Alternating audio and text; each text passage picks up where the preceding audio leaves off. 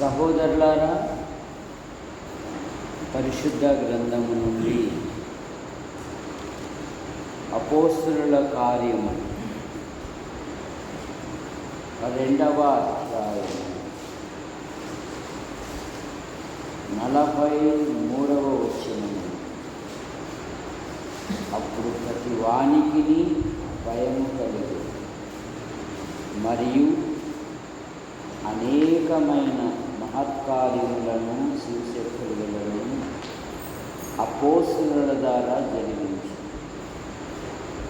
విశ్వసించిన వారందరూ ఏకముగా కూడి తమకు కలిగినదంతా సమిష్టిగా ఉంచారు. ఇదియుగా వారు తమ చర స్థిరాస్తులను అందరికీ వారి అక్కరపడదు పంచి మరియు వారి ఏక మనస్కులై ప్రతి దినము దేవాలయములో తప్పక కూడుకొని ఇంటింట రొట్టె విరుచుచు దేవుణ్ణి స్తుతించుచు ప్రజలందరి దయ వలన దయ పొందిన వారై ఆనందముతోనూ నిష్కపటమైన హృదయముతోనూ ఆహారము పుచ్చుకొని మరియు ప్రభువు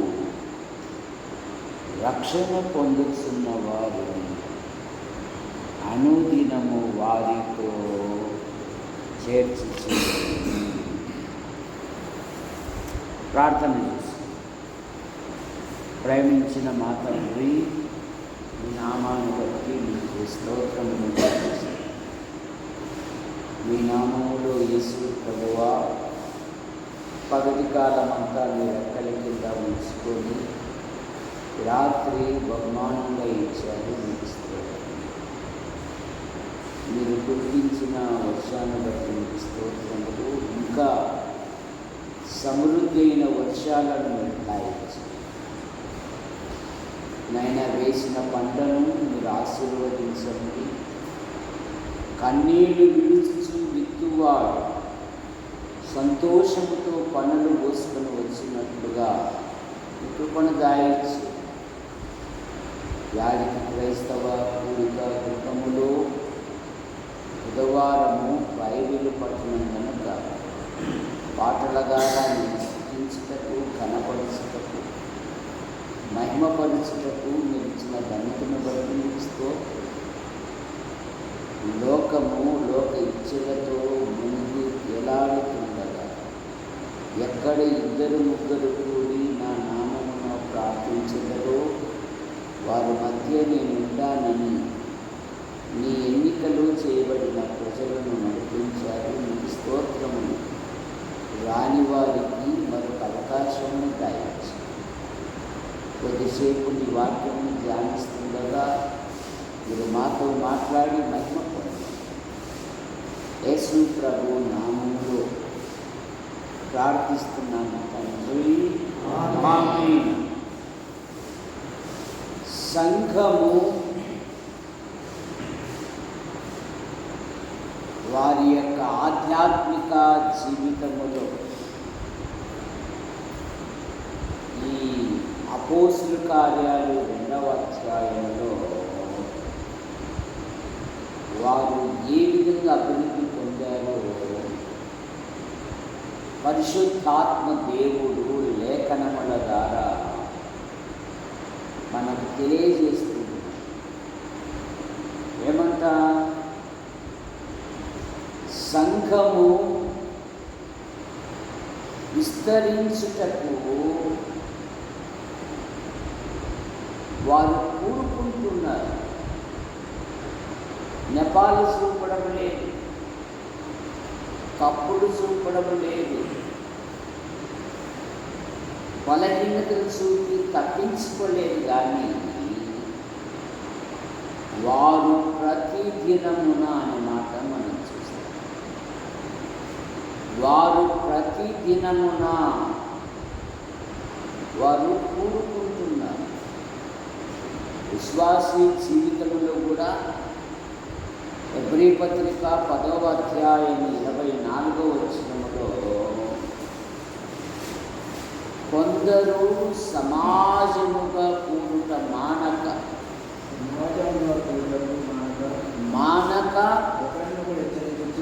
ఒకనినొకడు హెచ్చరించుచు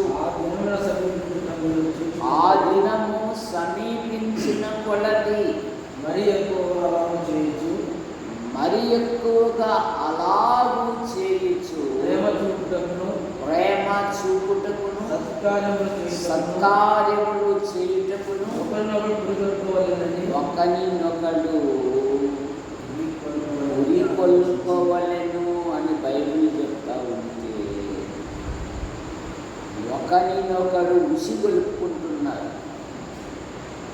చూసారా? ఎలాగైనా అదేందో మన కోరికలప్పుడే వర్షం పడుతుంది. చూసారా? అట్లదప్పుడు యేసు ప్రభువు ఆపు అనాలా? అది చాలా తప్పు. ఎలినో ద్వారా అనేక దేశాలలో ప్రాంతాలలో సరైన వర్షకాలం లేదు. దేవుడు మన ప్రాంతంలో కురిపిస్తున్నాడు అంటే మనం ఎంతో సంతోషపడాలి. తెచ్చి ప్రార్థన పోయేటప్పుడు వర్షం పడుతుందని అనకూడదు. ఎందుకంటే అది పైనుండి వచ్చే ఆశీర్వాదం. ఒక చుక్క పొట్టు రైతన్నకు ఎంతో విలువైనది అయిన కనుక ప్రార్థించాలి. దేవా, సమృద్ధి అయిన వర్షాన్ని దయచేయి. రైతే రాజుగా ఎప్పుడవుతాడో మండలము, రాష్ట్రము, జిల్లా, దేశము సుభిక్షముగా ఉంటుంది. అందుకే ప్రార్థన చేయాలి విశ్వాసం. అంతేగాని ఇచ్చుకోకూడదు, సరే నిర్లక్ష్యంగా ఉండకూడదు. ఇది దేవుని సంఘం. యేసు ప్రభు వారే చెప్పారు. ఏమని చెప్పారు? ఎక్కడ ఇద్దరు ముగ్గురు కూడి అన్నాడు. మనుషుల పేరు ప్రస్తావించలే, సేవకుల పేరు కూడా ప్రస్తావించలే. ఈ సేవకుడు ఆసుపత్రిలో ఉన్నాడు, ఈ దాసన్న బాణాల మీద బాణాలు వేస్తున్నాడు. అసలు కోకోకుంటే నేనని చాలామంది నిర్లక్ష్యమైపోతారని చెప్తున్నారు. అది దేవుని వాక్యం.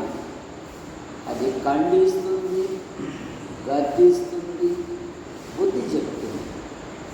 ఉదయాన్నే లేచి అద్దం దగ్గరికి పోతే అద్దం ఏం చెప్తుంది? చెప్పు, ఏం చెప్తుంది? రాత్రి గొరకలంతా పెట్టి జొల్లంతా కలిసిన నిమిషాలు ఉన్నాయి, కడుక్కోపోరాడు. ఆ కంటిన్యూషన్ జీవితం ఎట్లుంటాయి? అర్థము దేవుని వాక్యం మనలోని బలహీనతలను తెలియజేస్తుంది. నిజమైన విశ్వాసి సరి చేసుకుంటాడు కానీ వెనకాడరు. అందుకే ఇర్మియానే ఆ దినాలలో అన్నాడు, విందురని నేను ఎవరికి సాక్ష్యం ఇచ్చేదను? నేను ఎవరితో మాట్లాడాలి? వాళ్ళు విశ్వాసులని పేరే కానీ దేవుని వాక్యము నందు సంతోషము లేని వారై దానిని జాగ్రత్త. కానీ దావీదు అలాగా నాతాను ప్రవక్త వచ్చి ఆ తప్పుడు మనుషులు నీవే అన్నప్పుడు తన తప్పును సరి చేసుకున్నాడు. కనుక సంఘము వృద్ధి చెందాలి అంటే దినదినము కూడుకోవాలి. దినదినము ఒకరినొకడు హెచ్చరించుకోవాలి, ఒకరినొకడు బుద్ధి చెప్పుకోవాలి, ఒకరినొకడు తమ ప్రవర్తన విషయంలో సరి చేసుకోవడానికి ఈ సమాజ కూడికలు. కనుక వారు విస్తరించుటకు కారణం ఏమంటే వారు అనుదినము కూడుకుంటారు. పాత నిబంధనల్లో కూడా ఇశ్రాయేలీయులు దేవుడు తనకు ఏర్పరుచుకున్న స్థలము ఏది అని వెతికి తన కుటుంబములో తన జీవితంలో చేసిన మేళ్లను బట్టి లేవీయులతో పాటు అతడు ఆనందించాలి అంట. ద్వితీయోపదేశకాండం 16వ అధ్యాయం 11వ వచనం. 16-11. అప్పుడు నీవును నీ కుమారులను నీ కుమార్తెయు నీ దాసులను నీ దాసీలు నీ గ్రామంలో ఉన్న లేవీయులను నీ మధ్యలో ఉన్న పరదేశులను లేవీయులను తల్లిదండ్రులు లేని వారును నీ దేవుడైన యెహోవా తన నామము స్థాపించుటకై ఏర్పరచుకున్న స్థలమున నీ దేవుడైన యెహోవా సన్నిధి సంతోషింపవలెను. దేవుని సన్నిధిలో సంతోషించాలి. 12వ అధ్యాయంలోనే 7వ వచనము కూడా 12వ అధ్యాయం నీ దేవుడైన యెహోవాని ఆశీర్వదించి నీకు కలగజేసిన మీ కుటుంబములను మీ దేవుడైన యెహోవా సన్నిధిని భోజనము చేసి మీ చేతి పనులన్నిటి యందు సంతోషింపవలెను.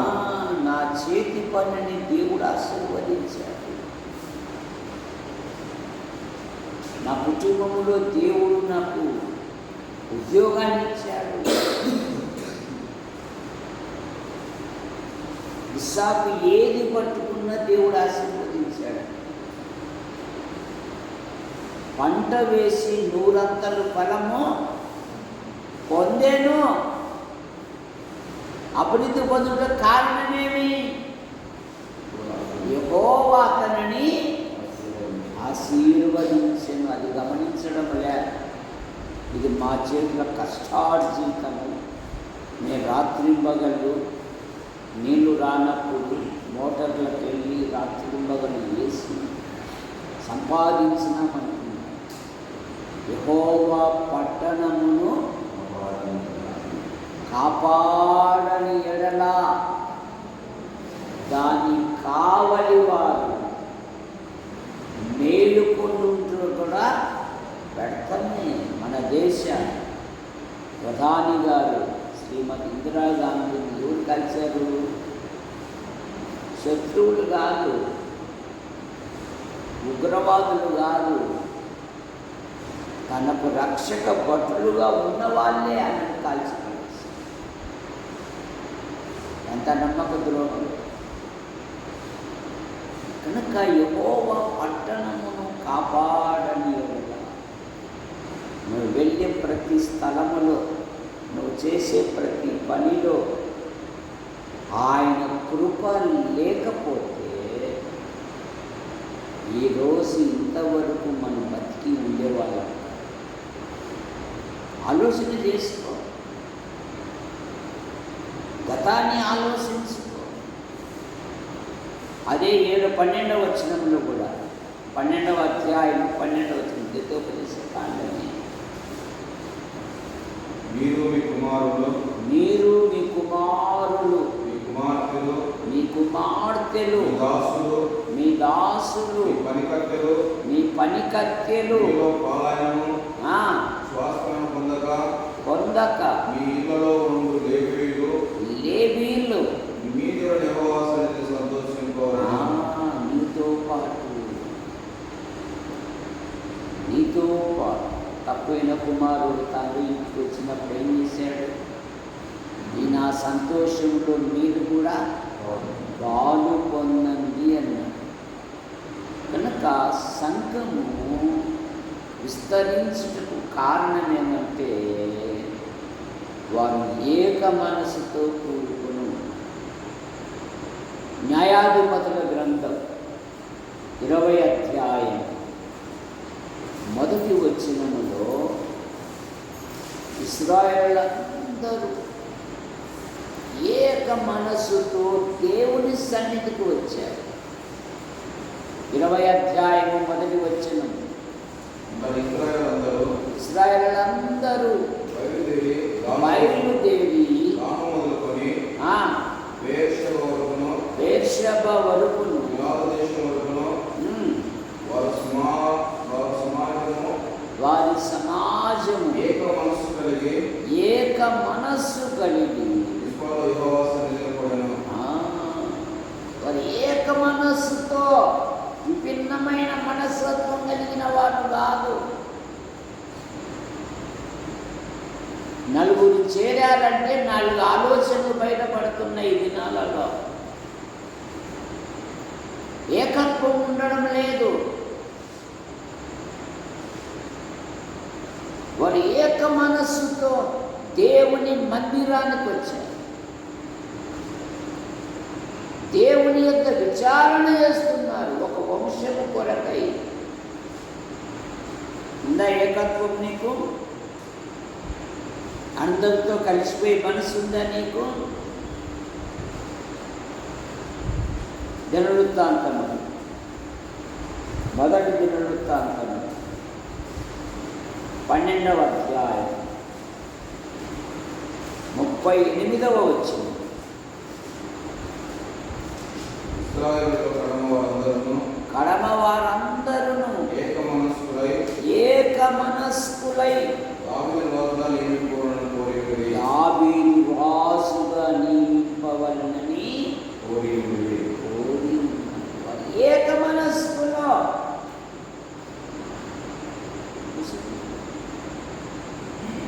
ఇశ్రాయేలు అందరూ ఒకే తాత్పర్యం, ఒకే మనస్సు. కానీ దినాలలో నలుగురు చేరితే 4 ఆలోచనలు. సంఘం ఈ విధంగా అభివృద్ధి పొందుతుంది. పరిశీలించుకుందాం. బైబిల్ స్టడీ ఏంటి? పరిశీలించుకుంటా, సరి చేసుకుంటా, సరిదిద్దుకొనుట. ఊరిక గాలికి బాణాలు వేసేది కాదు. ఏం లాభం? ఏం ప్రయోజనం? వారు ఏక మనస్సుతో వారు దేవుని సన్నిధికి వచ్చారు. అంతమే మాత్రమే కాదు, 2వ అధ్యాయం 47వ వచనంలో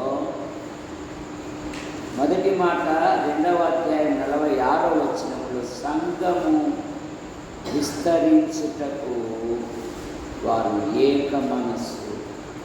2వ మాట, 2వ అధ్యాయం 47వ వచనంలో సంఘము విస్తరించుటకు వారిలో కపటం లేదు. చదవండి 47వ వచనం, 2:47. నిష్కపటమైన అది కావాలి. సంఘం విస్తరించాలి అంటే నిష్కపటమైన హృదయం. ఈ దినాల్లో నిష్కపటమైన హృదయము అరుదుగా ఉంటున్నది. యథార్థత లోపించింది. ఇశ్రాయేలీలే దేవుని కార్యాలు చూస్తూ దేవుని చేత పోషింపబడుచు దేవుణ్ణి బొంకిన సమాజం. నేటి దినాలలో కూడా ఇటువంటి సమాజం ఉంది. వారు కపటము లేని మనస్సు గలవారు. ఈ దినాలలో పైకి ఒక మాట, లోన ఇంకొక మాట. యథార్థత ఉండడం లేదు. ఒక ప్రకటన చేస్తే చాలు. వాళ్ళు ఇంకా పరి ఆలోచన చేసేవాళ్ళు కాదు. నీకు ఫోన్ చేశాడా? నీకు అవును, అవుతుందని నేను చేశాను. నేను సంఘంలోని నాకు తెలియదు. ఇవే భేదాభిప్రాయాలు. సంఘం ఎట్లా వర్ధిల్లుతుంది? కపటము లేని మనస్సు ఉండాలి, నిష్కపటమైన హృదయం.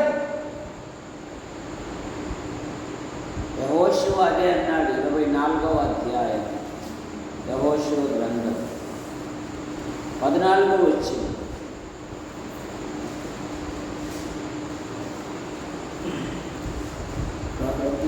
కాబట్టి జనులు యెహోవాయందు భయభక్తులు గలవారై ఆయనను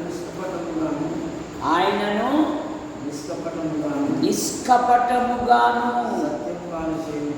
సత్యముగాను సేవించుచు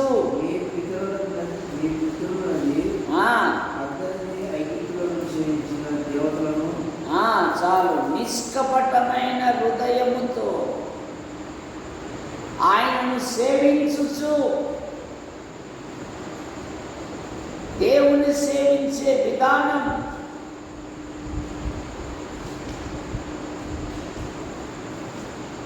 నిష్కపటమైన హృదయం ఉండాలి, యథార్థమైన హృదయం ఉండాలి. యోబును గురించి దేవుడు ఏమని సాక్ష్యం ఇచ్చాడు? చెప్పు సాయి పండస్ ఏమని సాక్ష్యం ఇచ్చాడు? నేనే జవాబు. వాళ్ళు తెలివిగా ఉంటే పట్టుకోవాలి అట్లా బాగా.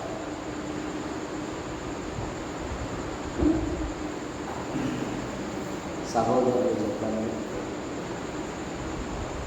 అతడు యథార్థవంతుడు. ఎవరు సాక్ష్యం ఇచ్చాడు?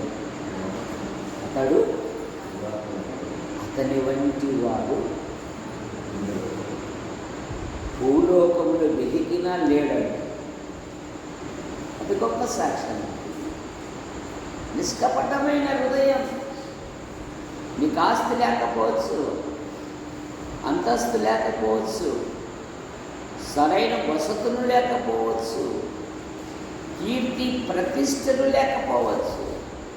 నువ్వు యథార్థంగా జీవించు. యథార్థతే నేను ఉన్నతమైన వ్యక్తులుగా చేస్తాను. దేవుని కనుదృష్టి ఎవరి మీద ఉంటుందంట? తన ఎడల యథార్థముగా ప్రవర్తించుగాని. ఎంత గొప్ప కాపుగలడు! దేవుని ఎడల యథార్థముగా, తన ఎడల యథార్థముగా ప్రవర్తించు వారికి ఆయన కనుదృష్టి లోకమంతటా సంచారము చేయొచ్చు. ఆయన యథార్థవంతులను ఆశీర్వదించక మానడు. 84 యథార్థత కలిగి ఉండు. ఆయన ఆశ్చర్యకరంగా తీరుస్తుంది. లోపల ఒకటి బయట ఒకటి మానేసేయి. ఇప్పటి నుండైనా యథార్థత ఉండు చాలు. ఆయన అనేకమైన మేళ్ళు కలగజేస్తారు. అందుకే సమూయేలు ప్రవక్త ఇశ్రాయేలులకు ఏమంటున్నాడంటే, మొదటి సమూయేలు గ్రంథం 12వ అధ్యాయం 24వ వచనం. ఆయన మీ కొరకు ఎన్ని గొప్ప కార్యములు చేసెనో అంటున్నారా? మాకేం చేసినాడంటున్నారు. ఊపిరి అత్యంత విలువైనది, గుర్తుపెట్టుకో. ఆక్సిజన్ కొనాలి అంటే ఆసుపత్రి వాళ్ళు గంటకి ఇంత రేటు చెప్తున్నారు, కొన్ని లక్షలు. ఒకటి సర్వలోకము సంపాదించుకొని తన ఊపిరి పోగొట్టుకుంటే అతనికి ఏం ప్రయోజనం? సరే, ఆయన మీ కొరకు ఎన్ని గొప్ప కార్యములు చేసెను అది తలంచుకొని. తలంచడంలే, పదవి పెరిగింది కదా, సంపాదకుని కదా, పేరుండింది కదా, ధనమిచ్చిన మదమిచ్చినట్లుగా జీవిస్తూ ఉన్నారు.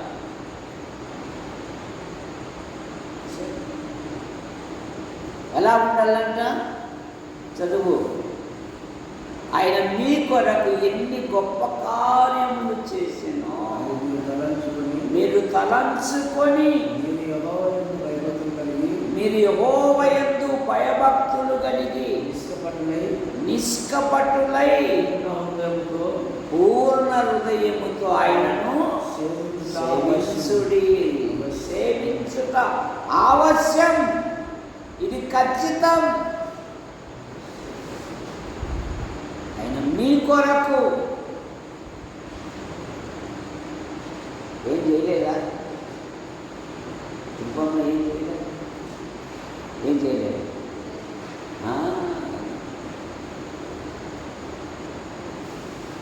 ఆయన మీ కొరకు ఎన్ని గొప్ప కార్యములు చేసి మీరు తలంచుకోవాలి.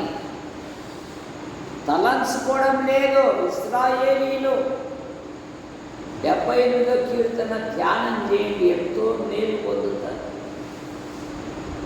ఆయన ఆశ్చర్య కార్యములను వెంటనే వారు మరచిపోయి అనే మాట మనం చూస్తాం. మర్చిపోతున్నారు ఈ దినాలలో.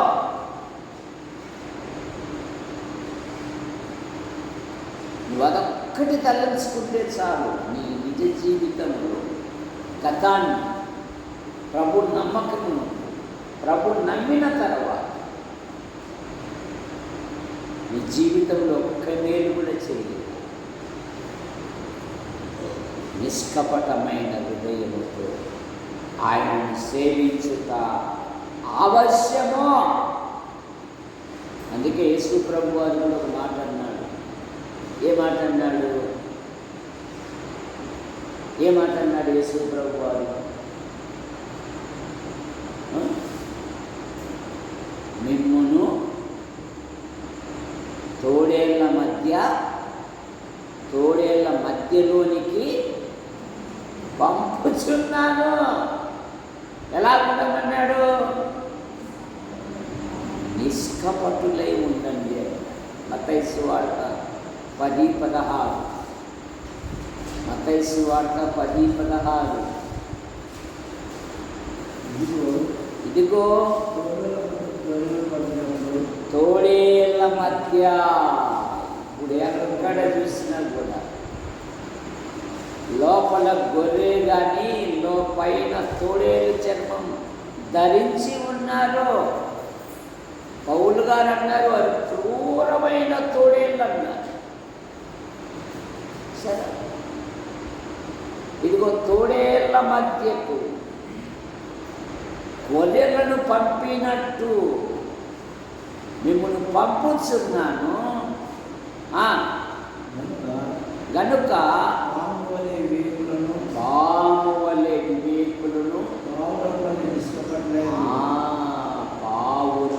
పావుర స్వభావం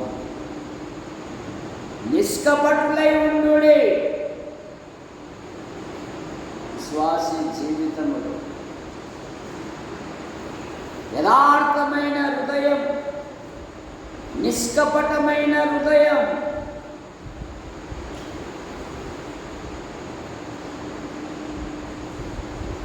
ఆధ్యాత్మిక జీవితంలో ప్రభు వైపు చూడాలి, ప్రభు కొరకు జీవించాలి. రోమాపత్రిక 12వ అధ్యాయం 9వ వచనం. 12వ అధ్యాయం 9వ వచనం. మీ ప్రేమ కపటమైన ప్రేమ ఉండదు. యూదా ప్రేమ ఎలాంటిదంట? కపటమైన ప్రేమ. యేసు ప్రభు వారు 12 మంది శిష్యులలో అమితముగా ప్రేమించి ఆర్థిక సంచిని అప్పగించి, ఎంత ప్రేమ కలిగిన వాడంటే యేసు ప్రభు వారు, మీలో ఒకడు సాతానుడు అన్నారు, మీలో ఒకడు దొంగ అన్నారు. వాడు పుట్టకుండిన ఎడల వానికి ఎన్ని హెచ్చరికలు చేసినా కూడా వాడు తన పంతాన్ని నెగ్గించుకుంటాడు. నా బోధకులు ఎక్కడెక్కడ ప్రార్థన చేస్తారు, నాకు బాగా తెలుసు, నాకేమి ఇస్తారు. ఇదే కదా మలాకి గ్రంథంలో కూడా ప్రార్థన చేస్తే మాకేం లాభం, దేవుని సేవ చేస్తే మాకేం లాభం. యూదా మనస్తత్వం. అయ్యో, ప్రార్థించే భాగ్యం దేవుని సన్నిధిలో నాకు ఇచ్చాడు, పాటలు పడే భాగ్యం దేవుడు నాకు ఇచ్చాడు, ప్రకటించే మనస్సు దేవుడు నాకు ఇచ్చాడు. అది దావీదు కోరుకున్నాడు. ప్రభుని అడిగాడు. ఏమని అడిగాడు?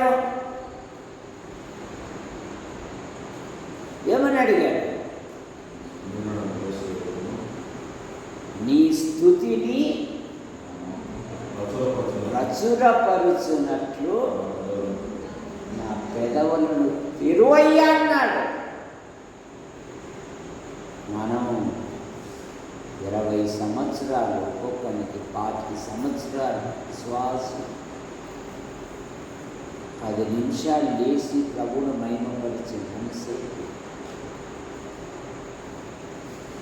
10 నిమిషాలు లేచి సంఘక్షేమం కొరకు ప్రార్థించే మనసు మేము ఇళ్ళలో చేస్తున్నామండి. దేవదానం గారు మీకేం తెలుసు?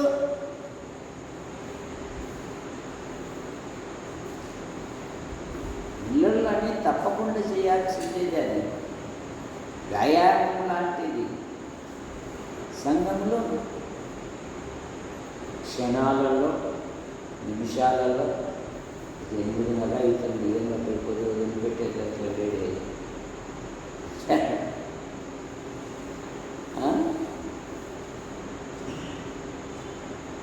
అంచనాలు వేస్తున్నాం, కానీ భక్తులు అట్లా అంచనాలు వేయలే. నీ ఆవరణములలో చెప్పు దొరసాను చెప్తావా చెప్పవా? నీ ఆవరణములలో నేను ఆదివారం అయితే బాగా చెప్తాను అయ్యా.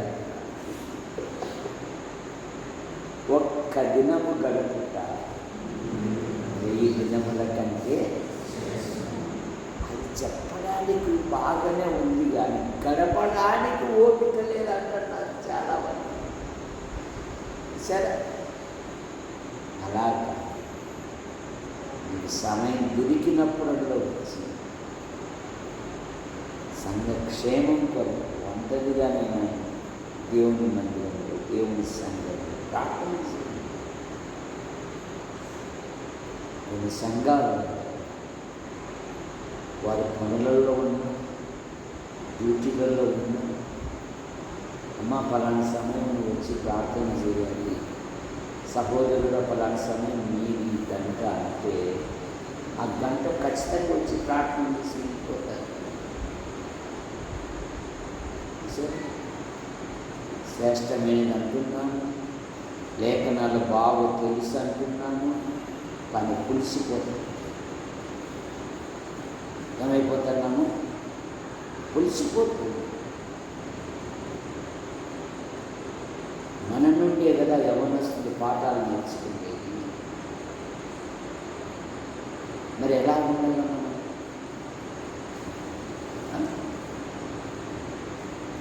మన ద్వారానే కదా మన సంతానం ఆధ్యాత్మికంగా దైవభయం లేకొచ్చేది. మరి ఎలాగా? కనుక నిష్కపటమైన హృదయముతో ప్రభును సేవించుచు. అందుకే పౌలు గారు ఫిలిప్పీ సంఘాన్ని గురించి చక్కని ప్రార్థన చేశారు. ఏమని? 9-11 వచనాలు, మొదటి అధ్యాయం. మీరు శ్రేష్టమైన కార్యమును వివేచింపగలవారగుటకును మీ ప్రేమ తెలివితోనూ సకల విధములైన అనుభవజ్ఞానముతో కూడినదై మీరు అంతకంతకు అభివృద్ధి పొందొచ్చు.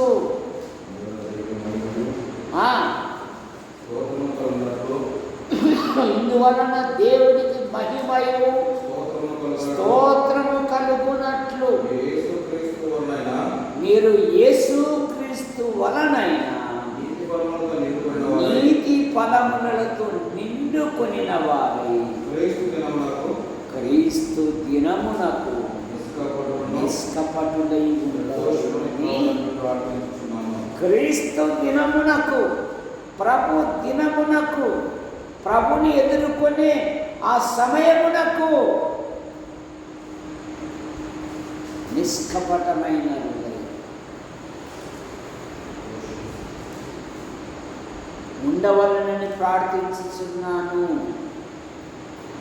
రాబోయే దినాలలో మరికొన్ని విషయాలు ధ్యానం చేసి ప్రార్థన. ప్రేమించిన మా తండ్రి, యాడికి క్రైస్తవ కూడిక గృహం చేర్చబడిన ప్రతి కుటుంబాన్ని బట్టి ముగిస్తారు. ప్రభుత్వ శాఖంలో కొందరు, ప్రభుత్వ సంస్థల్లో కొందరు, మరి కొందరు భిన్న రీతిగా ప్రయాసపడుతున్నారు. అయ్యా, మా ప్రాంతంలో సమృద్ధి అయిన వర్షాన్ని దయచేసి, వర్షం లేని ప్రదేశాలలో కూడా తిప్పుకున్నది. అయ్యా, రైతాంగం విశ్వాసముతో ఆయన పిడికెడి విత్తనములు చేతబడుతుంది, కన్నీరు విడిచుచు విత్తువా సంతోషంతో పనులు వేసుకుని వచ్చేదరు అని వాగ్దానం. వేసిన ప్రతి పంటకు తగు వర్షాన్ని, తగు వాతావరణాన్ని దయచేసి నూరంతలుగా ఫలించినట్లుగా మీకు కూడా దయచేసి మా మండలంలోని ఆసుపత్రి, ఎంఆర్ఓ, ఎండిఓ, పంచాయతీ, పోలీస్ స్టేషన్, మా మండల నాయకులను, అధికారులను మీరు ఆశీర్వదించి, మా తాడపతి నియోజకవర్గం నాయకులను, అధికారులను దీవించి, మా తెలుగు రాష్ట్రాల ముఖ్యమంత్రులను, గవర్నర్లను మీరు దీవించి, మా భారతదేశం కొరకై మేము ప్రార్థిస్తున్నాం. మా ప్రధాని గారిని ఆశీర్వదించి, రాష్ట్రపతి గారిని దీవించి, దేశ సరిహద్దులున్న సైనిక పటాలను దీవించి, ప్రపంచాన్ని మీరు ఆశీర్వదించి, యేసు ప్రభువా, మా మండలము నుండి ఉద్యోగము కొరకు, ఉపాధి కొరకు, ఉన్నతమైన చదువు కొరకు వెలుపల ఉంటున్న ప్రతి కుటుంబాన్ని, ప్రతి యవనస్తుని, యవనస్తురాలను మీరు ఎక్కడి కింద ఉంచుకుని ధారా చేసి రాజును ఆశీర్వదించి, అమ్మాయి గర్భవతి, గర్భంలో ఉంటున్న పిల్లాకులను దీవించండి, మంచి పోషకాలు ఆ సంఘంలో ఉన్నతమైన చదువులు చదివి ఉద్యోగాల కొరకు, వివాహాల కొరకు ఎదురు చూస్తూ ఉన్నాను. అయినా మీకు స్తోత్రములు. వారి వివాహ విషయాలలో, ఉద్యోగ విషయాలలో చేసి మీ అందరికి చేర్చండి. కుటుంబానికి ఆదరణ కాయచ్చు, మీ అందరికి చేర్చండి. కుటుంబానికి ఆదరణ కాయచ్చు. యేసు ప్రభువా, మీకు స్తోత్రం చెల్లిస్తాను. యూట్యూబ్ ద్వారా వీక్షిస్తున్న ప్రతి వారిని దీవించి, కట్టుపల్లి యోహానంకు రాజాబాయి అంటూ ఈ పిలుపు తీసుకుని కుమారులు, వారి భార్యలో సంతానం, వారి కుమార్తెలో భర్తల సంతానం, జాన్ నెల్సన్ గారు అయిన భార్య పిల్లలు, పాల్ గారు అయిన భార్య పిల్లలు, సంఘాలను బలపరచండి, వృద్ధ సేవకులను దీవించి, ఈ రాత్రి మీరు మహిమపడతారు. మా కొరకు ప్రార్థిస్తూ, మా అవసరాలు తీరుస్తూ, సమయ సమయాలలో సహాయపడుతున్న ప్రతి ఒక్కరిని ఆశీర్వదించండి. యేసు ప్రభు నామములో ప్రార్థిస్తూ బయలుదేరుతున్నాం తండ్రి.